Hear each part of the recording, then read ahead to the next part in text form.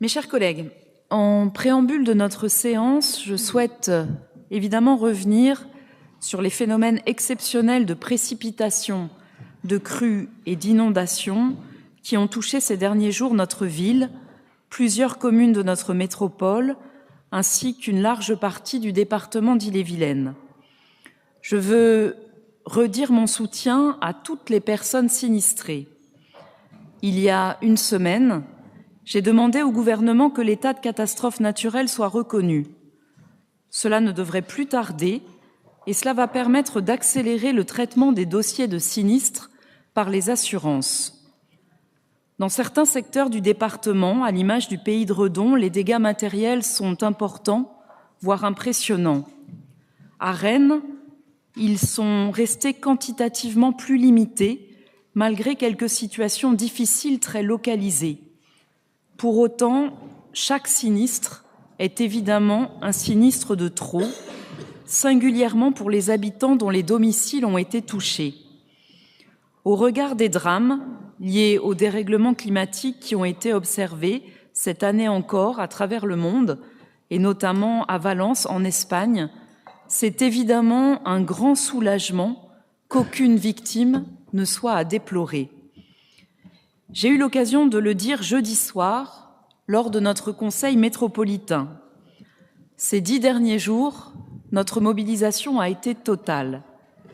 Et je prends volontiers le risque de la redondance en renouvelant avec beaucoup de reconnaissance mes remerciements chaleureux à l'ensemble de notre équipe municipale, comme aux agents de notre collectivité qui ont œuvré sans relâche, nuit et jour, pour protéger les Rennaises et les Rennais. Pour objectiver la situation, coordonner les interventions, conseiller et rassurer les habitants, procéder à des opérations de pompage, de nettoyage, donner un coup de main partout où c'était utile. L'épisode que nous avons traversé était exceptionnel et je veux souligner que notre mobilisation collective l'a été tout autant. Vous me permettrez d'exprimer aussi, de nouveau, toute la gratitude et la reconnaissance qui sont les nôtres à l'égard des personnes qui ont été sur le pont 24 heures sur 24 pour aider, pour protéger, pour garantir la sécurité. Les sapeurs-pompiers, la protection civile, la SNSM, la Croix-Rouge, les gendarmes, les policiers, les équipes d'Enedis aussi fortement mobilisées pour assurer la continuité du réseau électrique et prévenir les risques. Sans oublier les associations de solidarité et tous les bénévoles qui ont continué d'assurer des actions d'entraide partout sur notre territoire. À l'image de ce qui fait l'identité de notre ville, Rennes a connu un fort élan de solidarité citoyenne, précieux et réconfortant, que je veux bien sûr ici saluer. Cet élan citoyen, nous l'avons appelé de nos vœux, nous l'avons organisé, nous l'avons coordonné. Et je veux là encore remercier les personnes qui ont donné de leur temps pour participer aux opérations de nettoyage, mais aussi les collègues élus, les agents municipaux et métropolitains présents sur le terrain pour que tout se déroule au mieux, avec en permanence le souci des personnes les plus vulnérables, âgées ou isolées, pour que, très vite, le quotidien puisse reprendre sereinement dans les secteurs sinistrés. Grâce à cette mobilisation, grâce à notre réactivité collective, notre territoire a fait face, en passant par exemple au niveau 3 de notre plan communal de sauvegarde et en réunissant notre cellule de crise en continu dès le samedi 25 janvier. Grâce aussi aux zones d'expansion des crues de la plaine de Beau et des prairies Saint-Martin qui ont pleinement joué leur rôle. Grâce encore aux nombreux aménagements réalisés sur les digues au cours des dernières décennies dans le cadre du plan de prévention du risque inondation. Les pompiers, avec qui nous étions en liaison permanente pendant la phase de crise et qui nous ont depuis partagé leurs premiers éléments de retour d'expérience, l'ont confirmé.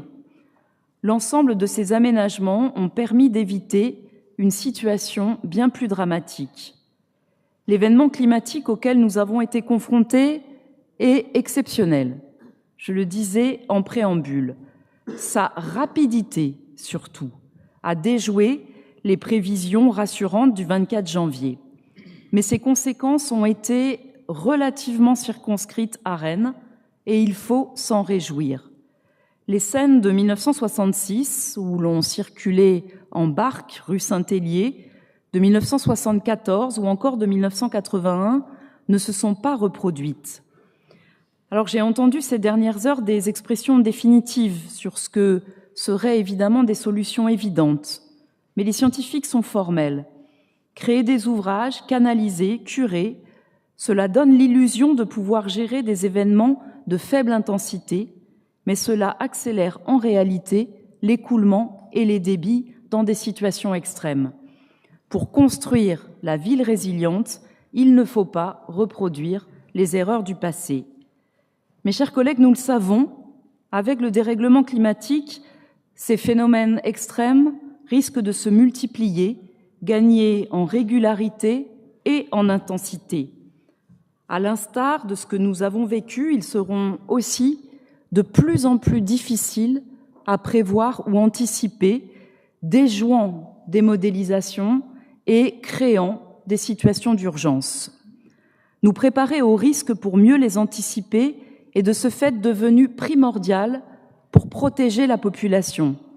C'est tout le sens, je le disais à l'instant, de notre plan de prévention du risque inondation, mais aussi du plan communal de sauvegarde que notre collègue Cyril Morel a présenté en détail lors de notre dernier conseil municipal, comme de la culture du risque que nous nous attachons à transmettre au plus grand nombre. C'est ce que nous avons fait à nouveau lors de la journée de la résilience en octobre dernier. J'étais pour ma part aux côtés des pompiers, des acteurs de la protection civile, sur les stands installés place de la mairie toute la journée pour sensibiliser la population à ces enjeux. Le service prévention des crues de la Dréal y participait également à notre invitation pour y évoquer très précisément le risque inondation dans le cadre d'un programme travaillé en partenariat avec beaucoup de rendez-vous publics, notamment les 4 et 5 octobre au Champ Libre, les 18 et 19 octobre à l'Hôtel Pasteur. C'était également le cas lorsque nous avons lancé il y a peu plus d'1 an le dispositif à l'abri en partenariat avec l'État et l'établissement public Eaux-et-Vilaine. Ce dispositif permet d'accompagner les propriétaires dont les biens se situent en zone inondable de la réalisation d'un diagnostic pris en charge à 100% au financement des travaux pris en charge à 80%.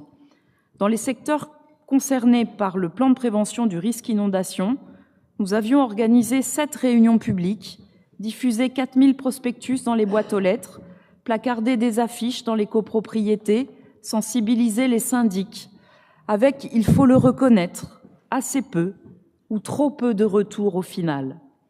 Alors nous devons continuer, nous allons continuer à informer, former aux bons réflexes pour que chacune, chacun soit pleinement outillé à la survenue, aussi soudaine soit-elle, des aléas climatiques.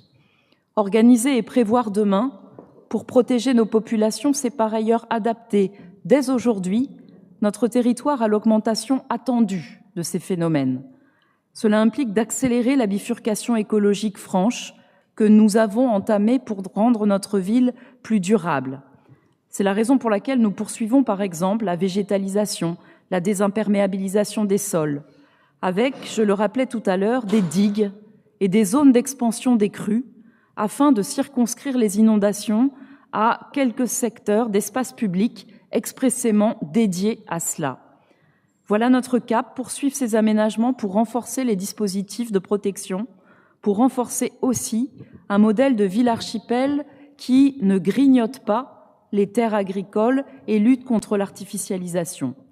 Chers collègues, cet épisode conforte dans la nécessité de remettre sans cesse l'ouvrage sur le métier pour augmenter encore et toujours la capacité de résilience de notre ville.